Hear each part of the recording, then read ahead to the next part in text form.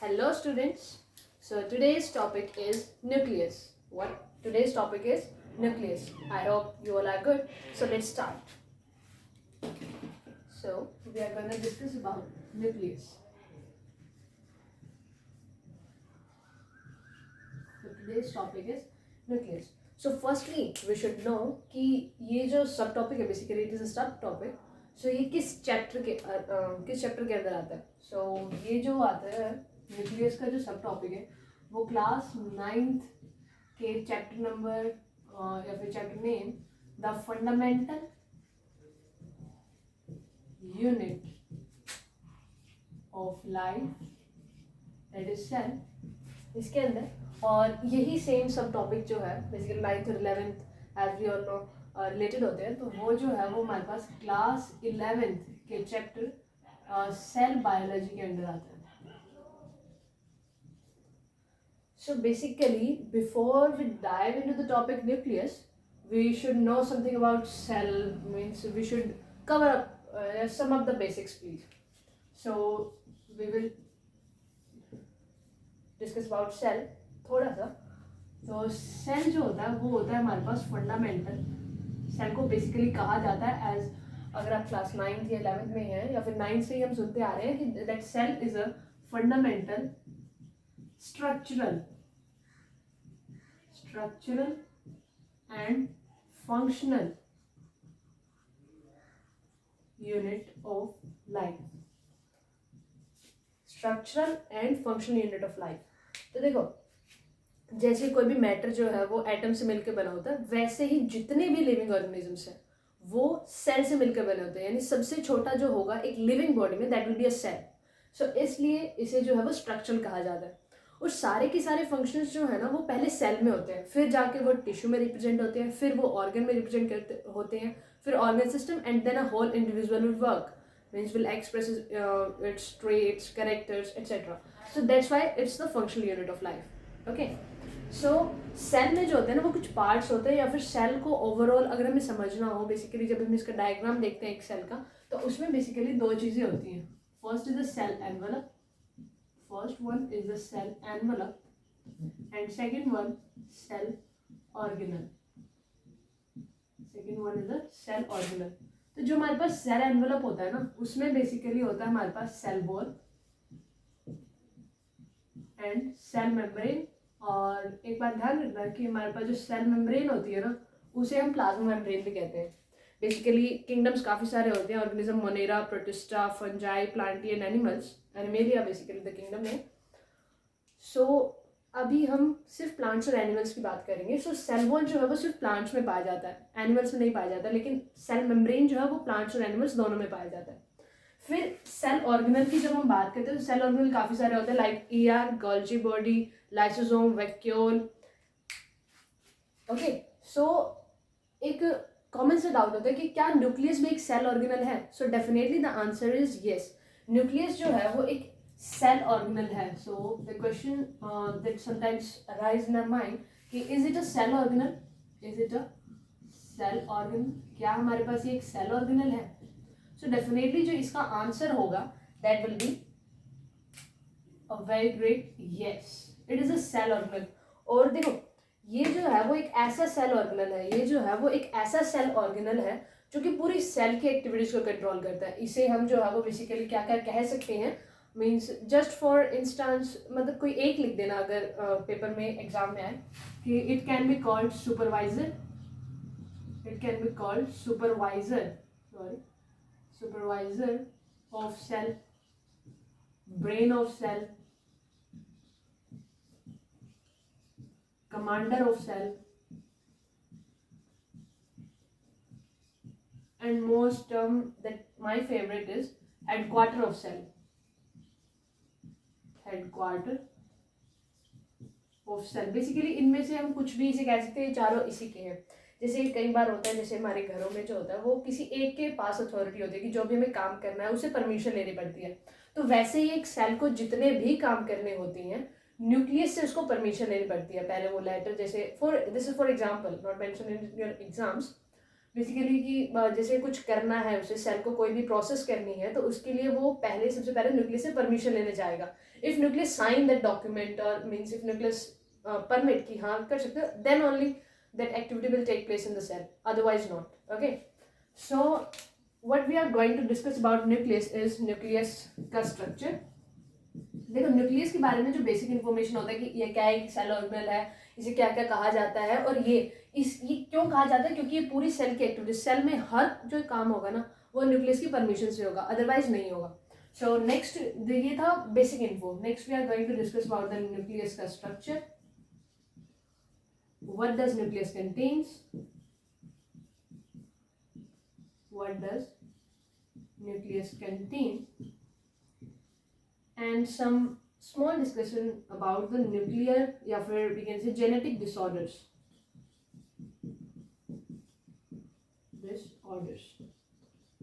So let's move on to the nuclear structure वाला portion.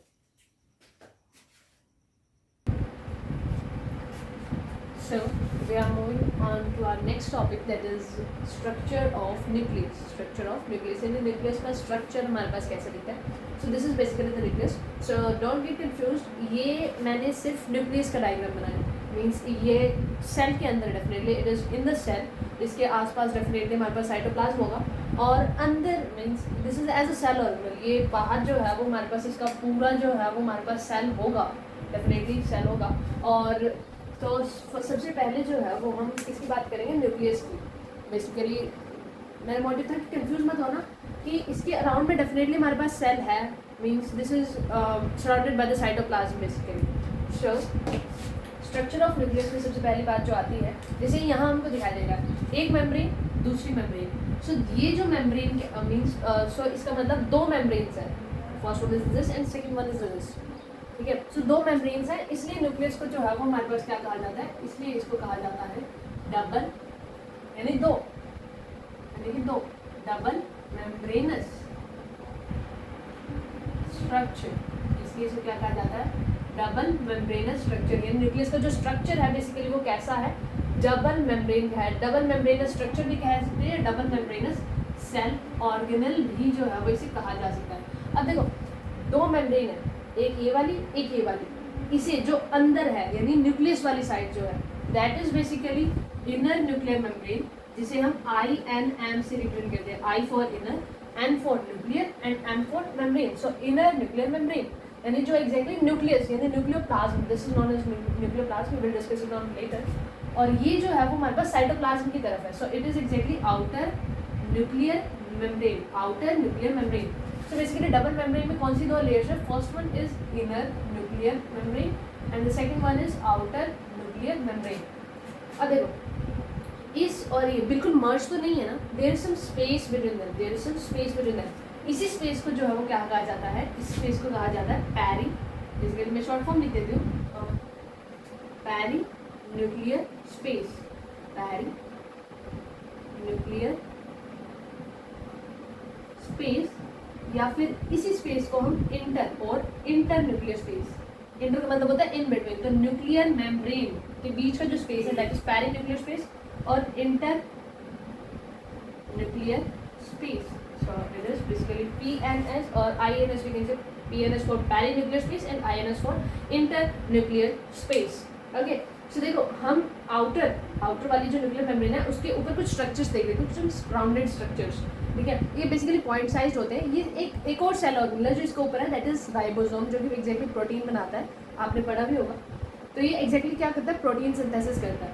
ये जो और देखो ये मैंने क्यों बनाया, क्योंकि एग्जैक्टली ER जो हमारे पास ER होता है एंडोप्लाज्मिक रेटिकुलम, वो जो है वो हमारे पास न्यूक्लियर मेम्ब्रेन, न्यूक्लियस की जो आउटर न्यूक्लियर मेम्ब्रेन होती है ना, उसी के एक्सटेंशन होता है. लेकिन we can draw it like this, means ये जो है वो हमारे पास फर्दर ER बन जाएगा like this. Okay. Now we are shifting to the nucleoplasm. जैसे हमारे पास साइटोप्लाज्म होता है, सेल का प्लाज्मा दैट इज साइटोप्लाज्म. तो वही जो है वो हमारे पास न्यूक्लियस का plasma that is nucleoplasm. So it is nucleoplasm. So this is nucleo, इसका मीन्स एक तरीके से इसके प्लाज्मा को क्या कहते हैं, न्यूक्लियोप्लाज्म. सो प्लाज्मा या फिर प्लाज्मा हम कह सकते हैं, या फिर fluid of nucleus is nucleoplasm. फिर दो काफ़ी इंपॉर्टेंट स्ट्रक्चर आते हैं जिनमें एग्जैक्टली थोड़ा कंफ्यूजन भी रहता है। सो सबसे पहले we are going to discuss about this structure. So basically this is nothing but nucleolus. Nucleus के अंदर होता है nucleolus. Nucleus is nothing means ये मेम्ब्रेनलेस है, ये मेम्ब्रेनलेस है, तो हमें अपीयर की मेम्ब्रेन है नहीं, दिस इज मेम्ब्रेनलेस। बेसिकली जहाँ हमारे पास न्यूक्लियोप्लाज्म थोड़ा सा डेंस हो जाता है ना, जैसे यहाँ की जगह मैं जैसे यहाँ कर दूँ तो बेसिकली जहाँ थोड़ा सा गाढ़ा हो जाएगा, यानी ज़्यादा सा इकट्ठा हो जाएगा, ठीक है, ज़्यादा से इकट्ठा हो जाएगा, तो वहाँ जो हमारे पास न्यूक्लियोलस बनता है। और बेसिकली ऐसा नहीं है कि जहाँ हर जहाँ कहीं इकट्ठा हो वहाँ न्यूक्लियोलस बन गया, ये एक ही होगा। यानी कि एग्जैक्टली न्यूक्लियोप्लाज्म जो है ना वो थोड़ा सा इकट्ठा हो जाता है, यानी थोड़ा सा डेंस हो जाता है एक जगह से। बेसिकली ये जो जगह होती है वो सेकेंडरी कंस्ट्रक्शन पे होती है, और वो क्लास 11th में आप पढ़ेंगे कि ये जो जगह होती है वो सेकेंडरी कंस्ट्रक्शन पे होते हैं क्रोमोसोम्स के। तो बेसिकली न्यूक्लियोप्लाज्म जो है वो जहाँ थोड़ा सा डेंस हो जाएगा उस स्ट्रक्चर को हम क्या कहेंगे, न्यूक्लियोलस कहेंगे। बेसिकली इसके बारे में आपको जानने की इतनी डिटेल में जानने की जरूरत नहीं है, बस इसे ध्यान रखना कि जैसे आपने पढ़ा होगा कि राइबोसोम तो प्रोटीन सिंथेसिस करते हैं, राइबोसोम का सिंथेसिस कौन करता है, तो वो ये है न्यूक्लियोलस। न्यूक्लियोलस कुछ ऐसा करेगा इन सिंथेसिस में, उसके मेंटेनेंस ऑफ राइबोसोम में बेसिकली न्यूक्लियोलस जो है वो हेल्प करता है। Now moving on to this structure that is most important, जिसकी वजह से हमारे पास न्यूक्लियस जो है वो सेल की एक्टिविटीज को मेंटेन करके रखता है, that is this. What is this? This is exactly DNA कह लो, क्रोमेटिन थ्रेड्स कह लो। So this is exactly DNA, chromosome कह लो, डीएनए, तो दिस इज एग्जैक्टली डीएनए ना, ये मेरा डीएनए है। तो बेसिकली डीएनए जो होता है ना वो जेनेटिक मटेरियल होता है जो हमें अपने पेरेंट्स से मिलता है, जो हमें किसे मिलता है, अपने पेरेंट्स से मिलता है। बेसिकली डबल स्ट्रैंडेड स्ट्रक्चर होता है, ऐसा कुछ कई बार हम बायोलॉजी में पढ़ते हैं हायर क्लासेस की, कुछ ऐसा कुछ जो है उनके कवर पेज पे। सो दिस इज एग्जैक्टली हमारे पास, this is DNA double helix structure जो हमारे पास होता है। सो दिस इज डीएनए, एक स्ट्रैंड जो है वो बेसिकली कहा जाता है हमारे पेरेंट्स से, एक स्ट्रैंड मदर पेरेंट्स से और दूसरा जो है वो हमारे पास फादर से आता है, ठीक है। इसमें जो है वो हमारे पास जो डीएनए होता है ना उसमें हमारे पास क्या होता है, जेनेटिक कोड होते हैं। क्या होते हैं? जेनेटिक कोड होते हैं, जेनेटिक कोड होते हैं। और इसकी जो स्ट्रक्चरल यूनिट होती है बेसिकली उसे हम जो है वो जीन कहते हैं, structural unit of DNA is known as gene. और इसमें कुछ जेनेटिक कोड्स होते हैं जिनको पढ़कर हमारे पास जो सेल है ना वो काम कर पाती है। अब देखो न्यूक्लियस को ये क्यों कहा गया, means basically centre of cell, commander of cell, supervisor of cell, head quarter of cell क्यों कहा गया? क्योंकि एग्जैक्टली न्यूक्लियस के अंदर ही तो है ना डीएनए। एग्जैक्टली डीएनए कहाँ है? डीएनए जो है वो हमारे पास न्यूक्लियस के अंदर ही है, और डीएनए ही इन सब एक्टिविटीज़ को रेगुलेट कर पाता है। सो इसलिए हमने जो है वो न्यूक्लियस को कमांडर ऑफ सेल ये सब कुछ कहा, ठीक है। सो ये जो जेनेटिक कोड होता है ना, मीन्स ऐसे लिखा रहता है, ठीक है, ऐसे ABCD की तरह नहीं, बेसिकली हम कह सकते हैं कुछ जेनेटिक कोड होते हैं, AC कुछ न्यूक्लियोटाइड्स होते हैं, उनकी फॉर्म में हमारे पास ये जेनेटिक कोड जो है वो लिखा रहता है। इस जेनेटिक कोड को पढ़कर RNA बनाया जाता है, फिर उसे प्रोटीन बनाया जाता है। जैसे हमारे पास एक तरीके से डीएनए से RNA बनता है, फिर RNA से जो है वो क्या बनता है, प्रोटीन बनता है, ठीक है। डीएनए से RNA बनने की जो टेक्निक होती है ना, या फिर जो प्रोसेस होती है उसे हम क्या कहते हैं, ट्रांसक्रिप्शन, TRANSCRIPTION, ट्रांसक्रिप्शन। और RNA से प्रोटीन बनने की जो प्रोसेस होती है उसे हम कहते हैं ट्रांसलेशन। देखिए आप इसे डायरेक्ट भी लिख सकते हैं, ओके। सो अगर आप क्लास 11th में हैं, 11th 12th में हैं, तो बेसिकली ये आपको डिटेल में पढ़ने होते हैं। लेकिन अगर आप क्लास 9 में, सो इनकी डिटेल में आपको जाने की जो है वो ज़रूरत नहीं होती। So okay, so this is basically DNA. और एनसीईआरटी में, क्लास 9 के एनसीईआरटी में एक बात और लिखी हुई है कि हमारे पास डीएनए जो होता है ना, बेसिकली जो हमारे पास डीएनए होता है वो एज इट इज़ इस फॉर्म में नहीं रहता, वो एक्जैक्टली इस थ्रेड की फॉर्म में रहता है, यानी उलझा हुआ बहुत बड़ा डीएनए होता है। एक्जैक्टली अगर हम ह्यूमन डीएनए की बात करें तो दैट इज़ 2.2 मीटर। और सेल कितने होते हैं, छोटी सी यूनिसेलुलर ऑर्गेनिज्म का तो हमें साइज भी नहीं पता चलता। तो एक्जैक्टली वो इतना कॉम्पैक्ट रहता है ना, इतना कॉम्पैक्ट रहता है कि हमारे पास इस थ्रेड लाइक स्ट्रक्चर में उसे पूरा इनकॉर्पोरेट करना होता है न्यूक्लियस को, इतना बड़ा डीएनए, ओके। सो डीएनए जो है वो हमारे पास नॉर्मली, यानी जब भी हम किसी सेल को देखते हैं नॉर्मली हमारे पास जो है वो एक तरीके से किस फॉर्म में दिखेगा, क्रोमेटिन थ्रेड्स की फॉर्म में दिखेगा, chromatin threads, thread like structure. लेकिन जब सेल को डिवाइड होना होगा तो उसे स्पेस चाहिए, तो इतना बड़ा तो मीन्स थ्रेड भी ज़्यादा ही है, तो ये जो है ना वो और कॉम्पैक्ट हो जाता है। दिस इज एक्जैक्टली कॉम्पैक्ट होता जा रहा है, मीन्स कलेक्ट होता जा रहा है, एक जगह इकट्ठा होता जा रहा है, तो तब हम कहेंगे chromosome. Then we use the term chromosome. तो एग्जैक्टली क्रोमोसोम नॉर्मल फॉर्म में तो क्रोमेटिन थ्रेड की फॉर्म में होता है डीएनए, लेकिन जब सेल डिवीजन होना होता है ना, जब हमारे पास क्या होना होता है सेल डिवीजन, उस टाइम हमारे पास ये जो है वो और कंडेंस होकर क्रोमोसोम जैसे स्ट्रक्चर बना दें। जैसे हमारे पास ऐसा कुछ स्ट्रक्चर जो है वो आगे हम बनेंगे ऐसा कुछ स्ट्रक्चर, ठीक है।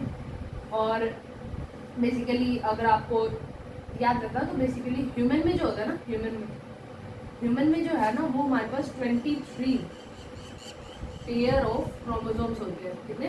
23 पेयर ऑफ क्रोमोसोम्स, ठीक है। 23 पेयर का मतलब 46 क्रोमोसोम्स होते हैं, ठीक है। So this was all about the structure of nucleus. So this was all about the structure of nucleus. Now moving on to the next topic, basically what does nucleus contains? वो भी हमने यही discuss कर लिया that it contains DNA, it contains nucleoplasm, उसका structure जो है वो हमारे पास जो है वो क्या क्या रहता है। और अगर आप जो है वो एक तरीके से 11th 12th में है तो you should exactly learn this in detail. What is the process of transcription, what is the process of translation. लेकिन अगर आप क्लास 9 में तो अगर आप इतना भी ध्यान रखेंगे तो एग्जामिनर जो है बड़ा इम्प्रेस हो जाता है बेसिकली, ठीक है। तो डीएनए से आरएनए बनने की प्रोसेस को हम ट्रांसक्रिप्शन कहते हैं और आरएनए से प्रोटीन बनने की प्रोसेस को जो है वो हम क्या कहते हैं, ट्रांसलेशन कहते हैं। So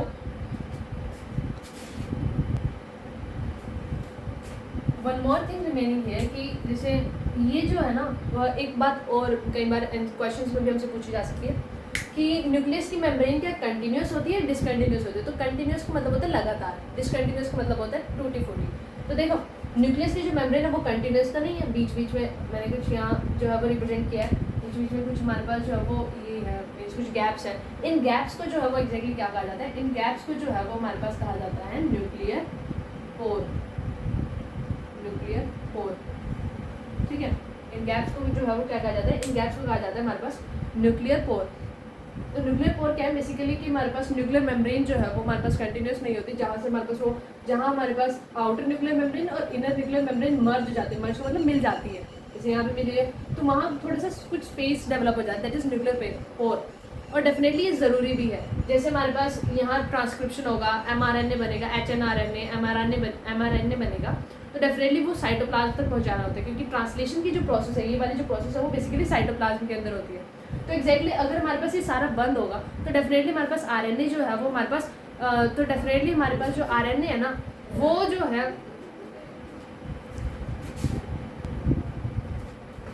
sorry for the disturbance कि हमारे पास जो हमारे पास जो एग्जैक्टली न्यूक्लियर मेम्ब्रेन होती है वो कंटिन्यूस नहीं होती, डिसकंटिन्यूस होती है। जहाँ वो डिसकंटिन्यूस होता है वहाँ एक पोर हम कहते हैं डेवलप हो जाता है, दैट इज न्यूक्लियर पोर, ठीक है।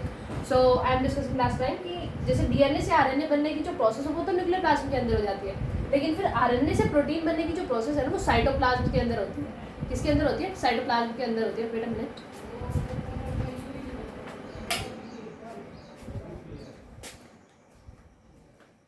ये साइटोप्लाज्म के अंदर होती है। तो न्यूक्लियोप्लाज्म से अगर आरएनए को साइटोप्लाज्म के अंदर जाना है जहां हमारे पास इसका ट्रांसलेशन होगा, सो वहां तक जाने के लिए डेफिनेटली कुछ ना कुछ ऐसा होना चाहिए कि डायरेक्ट हमारे पास ही चला जाए। तो उसके लिए हमारे पास न्यूक्लियर पोर होता है। तो न्यूक्लियर पोर का जो हमारे पास पर्पस होता है ना वो होता है ताकि हमारे पास कुछ जो रिक्वायर्ड मॉलिक्यूल्स है जो न्यूक्लियोप्लाज्म से साइटोप्लाज्म में जाने जरूरी है और साइटोप्लाज्म से न्यूक्लियोप्लाज्म में जाने जरूरी है, इसलिए होता है। अब कोई बार डाउट होता है कि साइटोप्लाज्म पूरा का पूरा न्यूक्लियोप्लाज्म में नहीं चला जाएगा। तो देखो न्यूक्लियर पोर ऐसा नहीं कि जैसे हमारे पास कंप्लीट छेद हो जाता है, मीन्स कुछ भी आ रहा है कुछ भी जा रहा है, नो।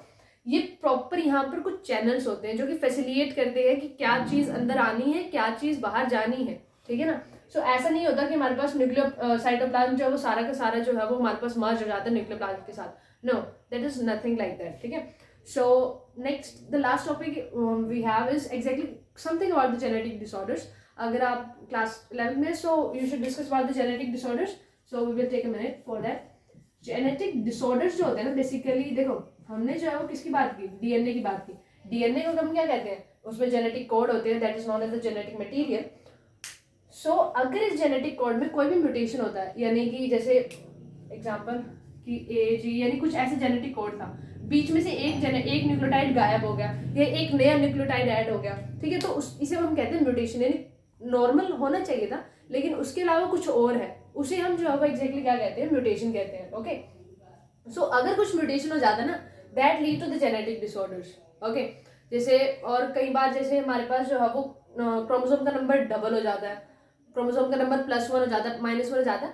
सो तब हमारे पास जेनेटिक डिसऑर्डर्स जो है वो हमारे पास अराइज होते हैं। और एक बात और कि हमारे पास जो जेनेटिक डिसऑर्डर्स होते हैं ना, वो जब हमारे पास पूरी, जैसे हम पूरे इंडिविजुअल्स हैं 18+ या फिर एक तरीके से जब एम्ब्रियोनिक स्टेज को छोड़कर जब इंडिविजुअल पूरा का पूरा पैदा हो जाता है, उस टाइम हमारे पास कभी भी जेनेटिक डिसऑर्डर का प्योर यानी परमानेंट कोई इलाज नहीं होता। ओके, अगर जेनेटिक डिसऑर्डर्स को क्योर करना होता है तो वो हमारे पास एम्ब्रियोनिक स्टेज में ही किया जा सकता है, अदरवाइज हमारे पास इसका कोई इलाज नहीं है। Okay, so that is all about the nucleus. I hope you liked the video.